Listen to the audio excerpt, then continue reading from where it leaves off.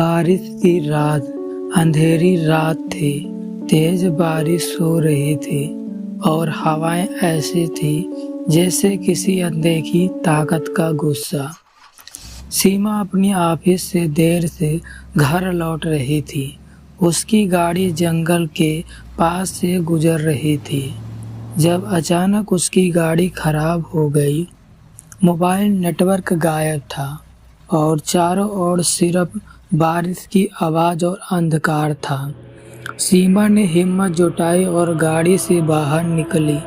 पास ही एक पुराना टूटा-फूटा घर दिखा। बारिश से बचने के लिए उसे अपने घर की ओर कदम बढ़ाए।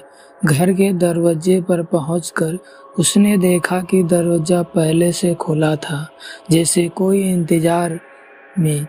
जैसे ही वो अंदर गई, घर में एक अजीब सी ठंडक थी।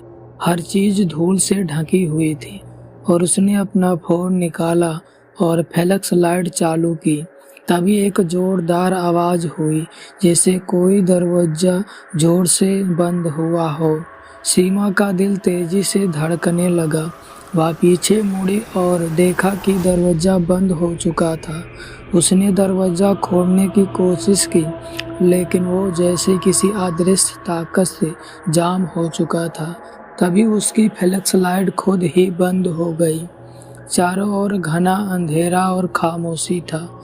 सीमा अपनी बैग से माचिस निकाली और जैसे ही उसने माचिस जलाई, उसे लगा कोई उसके पीछे खड़ा है। उसने डरते हुए पीछे देखा तो एक साया दिखा। साया लंबा और भयानक था और उसकी आंखें लाल अंगारों की तरह चमक रही थी। साया धीरे धीरे सीमा की तरफ बढ़ा। सीमा ने चिल्लाने की कोशिश की, लेकिन उसकी आवाज़ गले में ही अटक गई।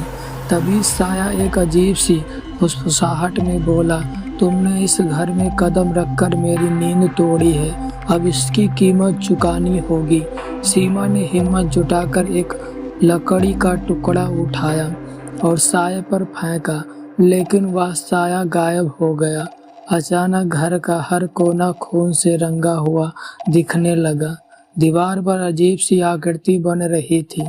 सीमा ने दरवाजे की तरफ भागने की कोशिश की, लेकिन हर बार उसी कमरे में लौट आती। ऐसा लगा जैसे घर उसे निकाल लेना चाहता हो। तभी उसे एक औरत की हंसी सुनाई दी, जो उसके कानों में गूंजने लगी। अचानक सब कुछ शांत हो गया। सीमा ने खुद को फर्श पर पड़ा पाया। वह बेहोश हो चुकी थी। जब उसकी आंखें खुली तो उसने देखा कि वह उसकी जंगल में है, लेकिन उसका शरीर गाड़ी के अंदर बैठा था। उसकी गाड़ी खुद ही स्टार्ट थी और बारिश थम चुकी थी। वह पूरी तरह से कांप रही थी। क्या वो सपना था या उसके सच में उस घर की दहलीज पार की थी? सीमा ने गाड़ी तेज से भगाई, लेकिन उसका दिल अब भी तेजी से धड़क रहा था।